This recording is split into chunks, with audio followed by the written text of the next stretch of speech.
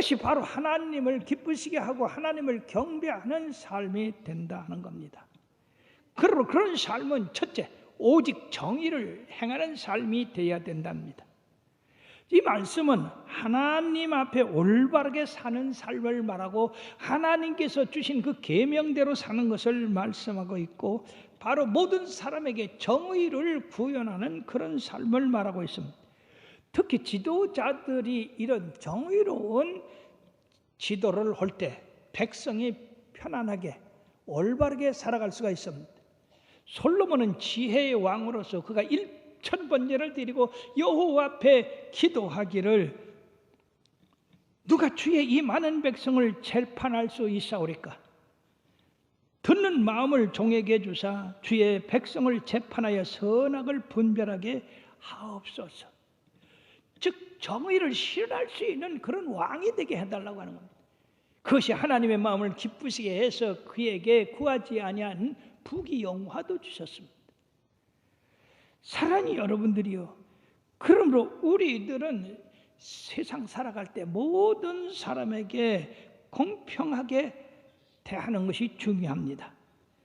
바로 골로새 4장 6절에 보면 너희 말을 항상 은혜 가운데서 소금으로 맛을 냄과 같이 하라고 말씀하셨고, 마태복음 7장 12절에 보면 그러므로 무엇이든지 남에게 대접을 받고자 하는 대로 너희도 남을 대접하라, 이것이 율법이요 선지자라고 했습니다. 우리가 공정한 판단을 받기를 원한다고 한다면 다른 사람도 공정하게 대해야 된다 하는 것입니다. 그러므로 우리가 사회생활에서 공의롭지 못한 것을 회개하고 그리고 바로 설 때 하나님이 기뻐하신다고 하는 겁니다. 우리가 누가복음 19장에 보면 이 삭개오라고 하는 사람이 나옵니다. 이는 세리장이요 부자입니다. 그의 생은 돈을 긁어 모으는 것입니다. 부정을 해도 괜찮습니다. 그러나 그가 예수님을 만나자마자 그 양심에 그의 삶에 대한 잘못된 것을 지적했습니다. 그러므로 그는 주님을 만났을 때 그 양심의 소리가 소리쳐 나와서 우리 예수님 앞에, 주님, 내가 재산을 많이 가지고 있는데 그것을 반을 잘라서 가난한 자에게 나눠주고 남의 것을 토색한 일이 있으면 4배나 갚겠나이다. 얼마나 놀라운 말씀입니까? 그의 생애가 완전히 정의로운 생애가 되었습니다. 그러므로 주님께서 이도 아브라함의 자손이라, 내가 세상에 온 것은 잃은 자를 찾아 구원하려 함이라고 말씀했습니다. 사랑하는 여러분, 우리들이 항상 우리 마음 가운데 나는 크리스찬으로서 내 이마에 우리 하나님 예수님이 있다고 하는 것을 기억하고 항상 공의롭고 정의롭게 행하는 여러분들 될 때 그것이 하나님을 기쁘시게 하는 것이라 하는 것입니다. 영국의 윌레포스라고 하는 분이 할아버지의 큰 재산을 물려받아서 1년에 자선 사업을 하는데 100억 정도를 기부를 했대요. 놀라는 사람이 하나도 없네. 100원이 아니라 100억. 귀를 어디다 두고 있어. 근데 그는 예수를 잘 믿는 사람이에요. 하나님 앞에 두 가지 목표를 세웠습니다. 첫째는 노예 무역을 폐지하게 하는 것이고, 두 번째는 잘못된 관습을 깨트리는 일에 자기의 생애를 걸겠다고 그렇게 약속을 했습니다. 월버포스는 이것이 영국을 위해서도 옳은 일이다. 그래서 영국 사회의 개혁을 위해서 외쳤습니다. 노예 장사를 하는 것은 잘못된 일이다. 통계를 내보니까 1년에 300만이라는 노예를 아프리카에서 잡아다가 세계로 이렇게 팔아먹는 그런 일들을 했다는 것입니다.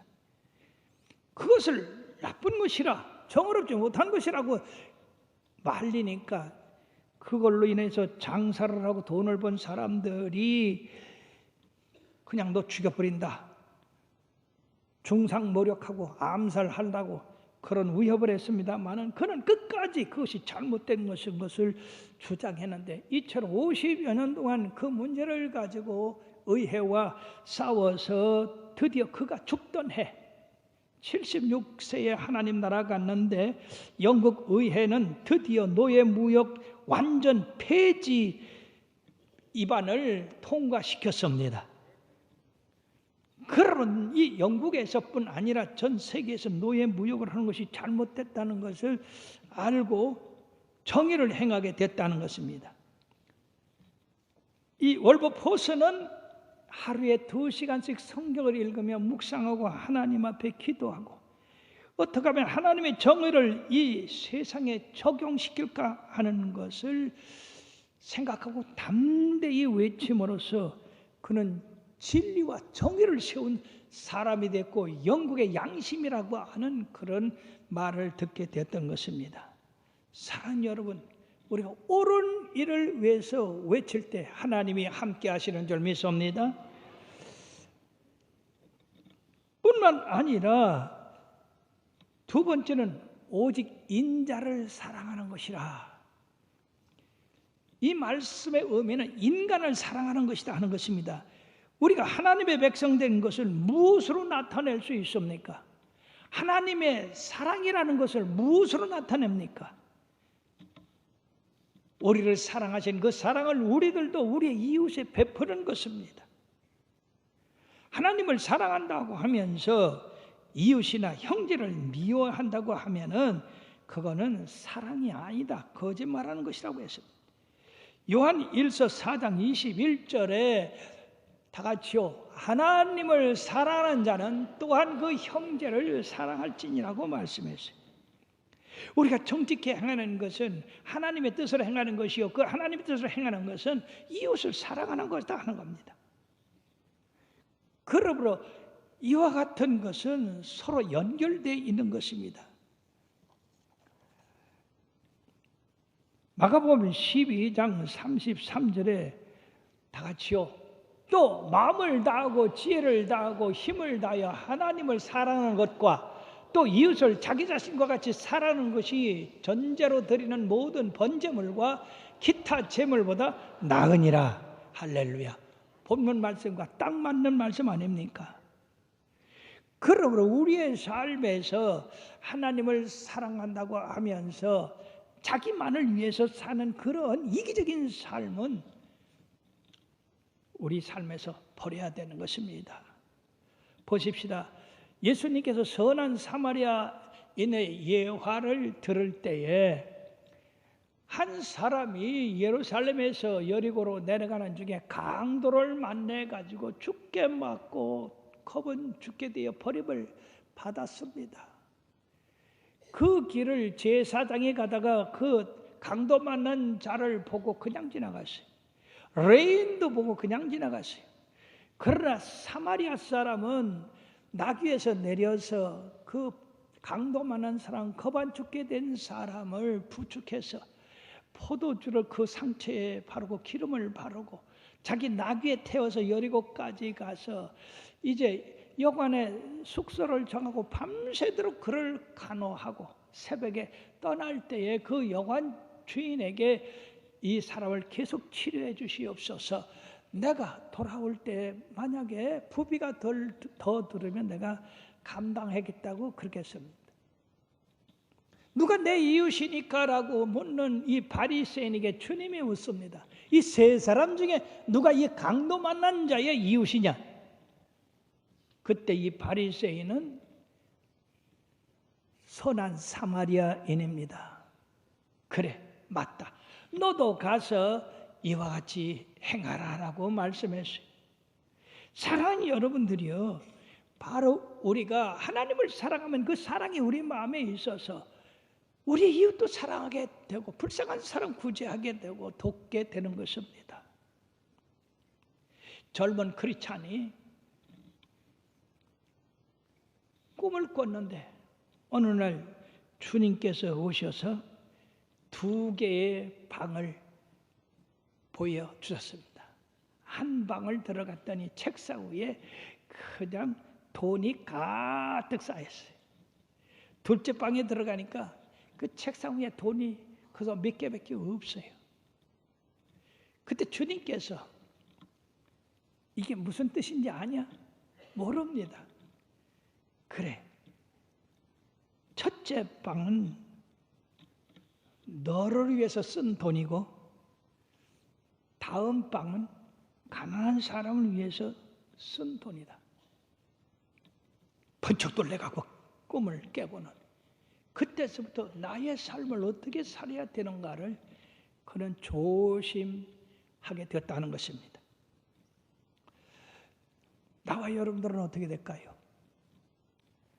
나에 대해서는 부유하고 하나님에 대해서는 가난한 사람이 되지 않았습니까? 아니면 나는 가난하고 하나님 나라 부유하게 한 사람이 되었습니까? 이웃과도 마찬가지입니다. 정신 차리고 우리들이 이 생을 그냥 되는 대로 살 것이 아니라 정신 차리고 우리의 삶을 되돌아봐야 됩니다. 세 번째, 오직 하나님과 더불어 겸손히 행하는 것이라고 말씀하고 있습니다. 이것은 교만하지 않고 낮은 마음을 품고 하나님과 교제하며 살아가는 것인데, 아모스 3장 3절에 보면 두 사람이 뜻이 같지 않은데 어찌 동행하겠으며 하나님과 뜻이 같아야 우리가 하나님과 동행하는 삶을 산다 하는 것입니다. 바로 그런 삶을 산 사람이 에녹이 아닙니까?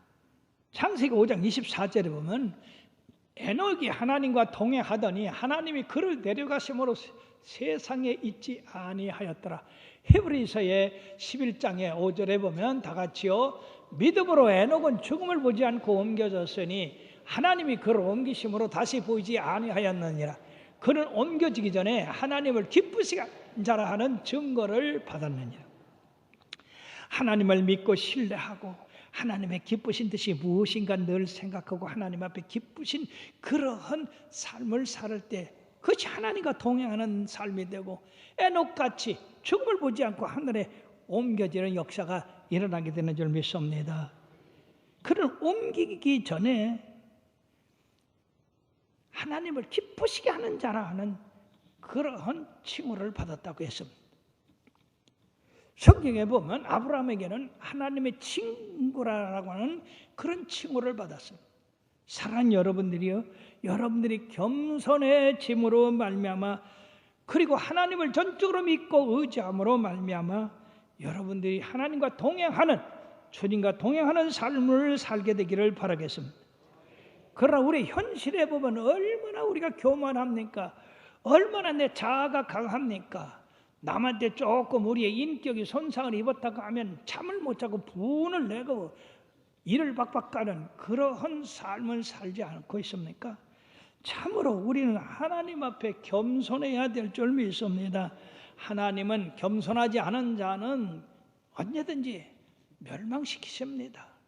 창세기 11장에 보면 바벨탑을 쌓은 그 사람들 얼마나 교만했습니까? 우리가 탑을 쌓아 하늘에 오르자, 그리고 하나님과 비교하자, 이런. 그렇기 때문에 하나님은 그 탑을 쌓지 못하도록 하고 언어를 바뀌게 해서 이 세상의 언어가 이렇게 혼잡하게 된 것입니다. 그러므로 잠언서 6장 18절에 보면 교만은 패망의 선봉이요 거만한 마음은 넘어짐의 앞잠이라고 말씀하셨고, 18장 12절에 보면 사람의 마음의 교만은 멸망의 선봉이요 겸손은 존귀의 길잡이니라. 할렐루야. 항상 내 자신을 낮추고 주님 앞에 무릎을 꿇고 주여 말씀하옵소서 종이 듣겠나이다 라고 하는 그러한 마음을 가질 때 하나님이 우리를 존귀한 길로 인도하시는 줄 믿습니다. 사람들은 지식이 좀 있다고 해서, 좀 배웠다고 해서, 또는 재물이 좀 많다고 해서, 권세가 있다고 해서 교만하고 자랑하고 남을 업신여기는 그러한 행동을 하는 사람들이 많이 있습니다. 그러나 보십시오. 느부갓네살 왕은 온 세상의 왕이었습니다. 그는 교만했습니다. 자기가 자기 힘으로 그 세상을 정복했다고 했는데 하나님이 그를 들러 내쫓아서 7년 동안이나 소같이 풀을 뜯어먹고 독수리같이 그 머리에 이슬이 생기는 그런 가운데서 바로 이 세상을 주관하시는 자기를 높이신 이는 바로 여호와 하나님인 것을 깨닫고 회개했을 때 그가 바로 다시 왕위를 얻을 수가 있었습니다. 그러나 그 아들 벨사살 왕은 이 아버지가 그런 체험을 해서 겸손해진 왕이 되었음에도 불구하고 그는 예루살렘 성전에서 빼앗아온 금기병을 가지고 술잔을 만들고 그 모든 관료들과 파티를 함으로써 그의 생애가 끝나는 그 끝난 원인이 뭡니까? 겸손하지 못해서. 그로 항상 우리는 겸손한 마음을 가지고 주님과 동행하는 삶을 살게 되기를 바랍니다. 권세가 많고 부경화도 많았던 이 다윗은 겸손한 사람이었습니다. 그는 하나님의 성전 짓기 위해서 그 아들 솔로몬에게 물려줄 금 3,000달란트를 물려주면서도 그는 겸손한 마음을 가지고 뭐라고 그는 고백했느냐. 역대상 29장 14절의 말씀에 보니까 다 같이요, 모든 것이 주께로 말미암아 싸우니 우리가 주의 손에서 받은 것으로 주께 드렸을 뿐이다. 우리가 많은 것을 주께 드리면 나는 이렇게 많이 드린다고 교만할 수가 있습니다. 그러나 그 모든 것은 하나님께서 그 분량대로 많이 주시고 적게 주시고 그러한 것에 대해서 드린 것뿐이지 자기가 잘나서 드린 게 아니다. 우리는 항상 잊지 말아야 될 것이 공술의 공수고 빈손으로 왔으니 빈손으로 간다는 이 한 가지를 항상 생각하면 늘 겸손함으로 주님께서 주신 것 주님께 드립니다라는 마음을 갖게 되는 거예요. 그러나 왜 많은 사람들이 11조 못합니까? 왜 주일을 못 지킵니까? 내 것이라고 생각하니까 아까워서 나를 위해서 살라고.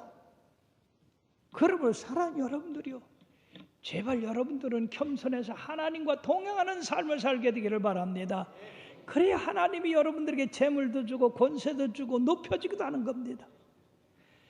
이처럼 다윗이 겸손해서 하나님을 잘 섬기니까 사도행전 13장 22절의 말씀에 뭐라고 했습니까? 다 같이요.